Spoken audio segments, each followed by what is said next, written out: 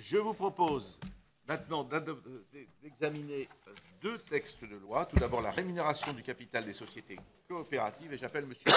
Giraud.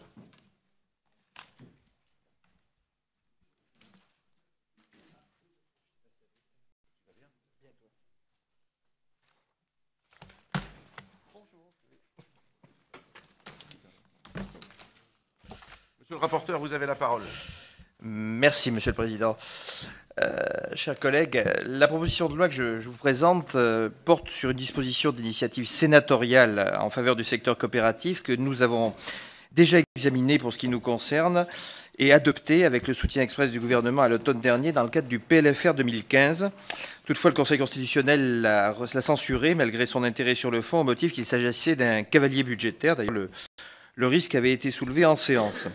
Il s'agit par conséquent ici de la rétablir de manière à répondre au problème qui est soulevé par nos collègues sénateurs.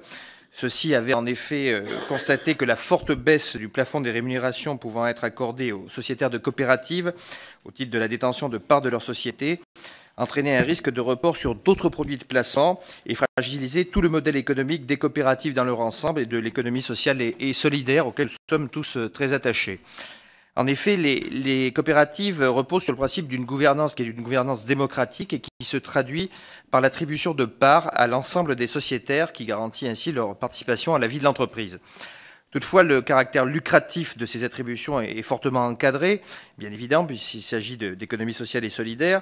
Le taux de rémunération des sociétaires est plafonné par l'article 14 d'une loi assez ancienne, celle du 10 septembre 1947, qui porte statut de la coopération à un niveau au plus égal au taux moyen de rendement des obligations des sociétés privées, qui est appelé communément le TMO.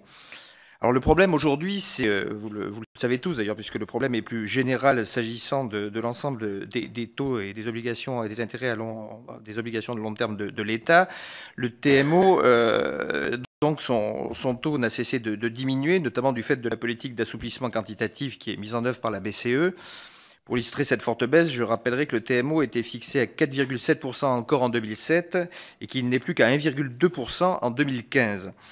Cette baisse est intervenue concomitamment en plus à l'alourdissement de la fiscalité qui pèse sur ces rémunérations, puisque le régime fiscal qui est appliqué aux dividendes, aux intérêts qui sont versés par les coopératives, est en effet équivalent à celui des dividendes servis par les sociétés privées, ne relevant pas de l'économie sociale et solidaire. Donc ils sont compris dans le revenu imposable des sociétaires pour leur montant effectivement perçu et imposé au barème de l'impôt sur le revenu à hauteur de 60% de leur montant.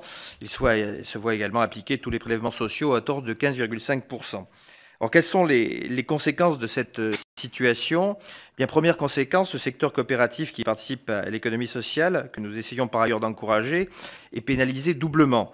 Il est traité fiscalement de la même manière que les entreprises qui ne sont pas des entreprises à caractère social. Son attractivité est mise à mal par la référence au taux d'intérêt applicable aux émissions d'aide de l'État, historiquement bas et totalement déconnecté des résultats économiques des coopératives, dont le chiffre d'affaires, lui, n'a cessé d'augmenter au cours des dernières années. On est donc sur un paradoxe. Le chiffre d'affaires ne cesse d'augmenter et la rémunération devient de plus en plus faible, voire même, j'allais dire, ridicule. Lorsque la référence au taux d'intérêt applicable à l'État a été adoptée en 1992, une telle baisse des taux n'avait en effet pas été envisagée. C'est un phénomène, vous le savez, qui est très récent et qui a conduit à d'autres dysfonctionnements, notamment sur le marché des emprunts des collectivités territoriales. La deuxième conséquence, c'est la faible attractivité de la détention de parts sociales de coopératives qui limite le maintien du capital des sociétaires dans les entreprises, notamment les entreprises agricoles, et par conséquent leur capacité à investir. Elle assèche également les éventuels apports en capitaux extérieurs. Pour le secteur bancaire coopératif, les risques encourus sont importants puisque cette faible attractivité pourrait se traduire par une diminution de leurs fonds propres qui inclut les parts sociales dans un contexte de renforcement des ratios prudentiels par les accords de Bâle III. Donc ils pourraient se retrouver en dessous du seuil qui est le seuil minimal, ce qui exclurait, je vous rappelle que les banques coopératives représentent à peu près 60 à 70% des banques du marché français. Donc c'est tout un pan de l'économie et des bancaires françaises qui serait aujourd'hui mis à mal. Alors pour répondre à ces constats, la présente proposition de loi reprend la solution qui avait été proposée par le Sénat et adoptée dans les mêmes termes à l'Assemblée nationale, à savoir le plafond de rémunération serait désormais égal à la moyenne des TMO constatée au cours des 3 années précédant l'année de référence, majorée de 2 points.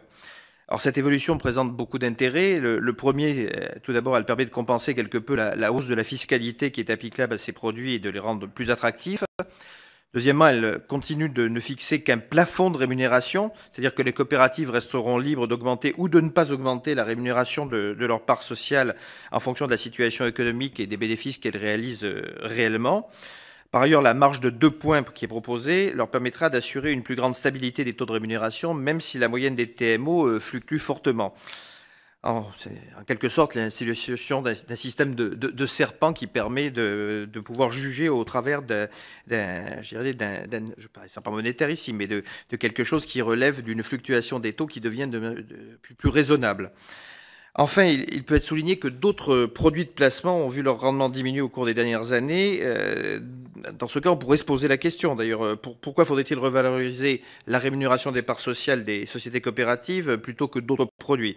Alors à cela, il y a plusieurs éléments de réponse qui peuvent être avancés. D'abord, les dispositions spécifiques qui permettent d'assurer l'attractivité des autres produits de placement. À titre d'exemple, la fiscalité très avantageuse qui est réservée à des produits comme les livrets réglementés où l'assurance vie a été intégralement préservée au cours des dernières années. Et en deuxième lieu, je rappellerai que les coopératives et leurs filiales représentent 26 millions de sociétaires, 1,2 million de salariés, et qu'elles se retrouvent principalement dans le secteur de l'agriculture qui connaît actuellement une crise importante, mais également du commerce de détail et de la banque de détail. C'est un secteur, le secteur coopératif français, qui est aussi le plus dynamique, le deuxième plus dynamique du monde, et qui défend des principes importants, à savoir la gouvernance démocratique, mais également la lucrativité limitée, comme tout le secteur bancaire de l'ESS, ainsi que vous le savez.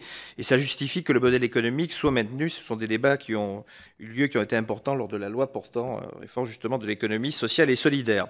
Or, sur le fondement de cette présentation, je vous invite, chers collègues, à adopter cette proposition de loi.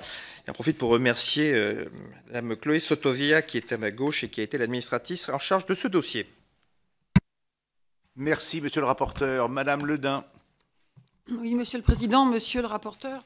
Écoutez, je voudrais vous féliciter et vous remercier d'avoir enclenché ou accéléré ce projet de PPL que nous partageons intégralement.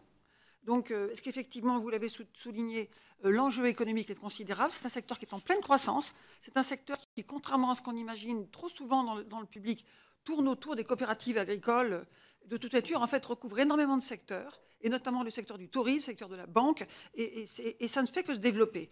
Donc, c'est un modèle intellectuel et financier qui est très novateur, mais qui est très novateur et qui est, au bout du compte, très français, même si nous ne sommes que le deuxième niveau mondial. Donc, c'est une belle PPL qui va permettre de rémunérer effectivement les parts sociales et correctement, alors qu'aujourd'hui, on est sur des règles qui sont très anciennes et dans des époques où l'inflation était nettement supérieure. Donc, et on revient à des fondamentaux, c'est la vitesse de l'économie, passer de 10 ans à 3 ans, c'est une bonne idée. Donc, nous soutiendrons complètement cette PPL. Très rapidement, dans la même logique, pour dire qu'au groupe UDI, on partage cette philosophie, à la fois celle du rapporteur et celle que notre collègue vient d'énoncer. Rappeler également que l'économie coopérative française est très importante, qu'elle représente une vitalité pour notre économie. Dire que cette logique d'étaler sur 3 ans nous semble aller dans la bonne direction, tout en rappelant que l'économie coopérative a des particularités qui ont été très bien rapportées par monsieur le rapporteur. Et voilà, il faut juste veiller à ça, garder ça, mais effectivement, adopter le monde à la réalité, ça nous semble une très bonne chose. Oui, merci Monsieur le Président. Je vous remercie de m'accueillir dans votre commission pour cette proposition de loi. Je remercie aussi Joël Giraud pour la présentation qu'il vient d'en faire. C'est une disposition qui vise à rendre plus attractif le modèle coopératif en permettant une meilleure rémunération des parts sociales des sociétaires. Cette disposition, elle avait déjà été adoptée dans le cadre du projet de loi de finances rectificative au Sénat. Elle avait été reprise ensuite par l'Assemblée nationale, mais le gouvernement, à ce moment-là, avait soulevé un risque d'inconstitutionnalité, ce qui avait d'ailleurs été confirmé par le Conseil constitutionnel. C'est une proposition qu'à l'époque, nous avions soutenue par l'intermédiaire de notre collègue Gilles Carrez, président de la Commission des finances, et donc le groupe républicain soutiendra cette proposition. Merci. Il n'y a plus de demande de parole. Nous avons un article unique et 3 amendements qui sont des amendements rédactionnels. Je vous propose de voter les 3 amendements, de considérer que les 3 amendements sont acquis. Je vous propose de voter l'article unique, qui est pour. Il n'y a pas de vote contre. Le texte, donc, me paraît adopté à l'unanimité, avec toutes nos félicitations. Merci, Merci, monsieur.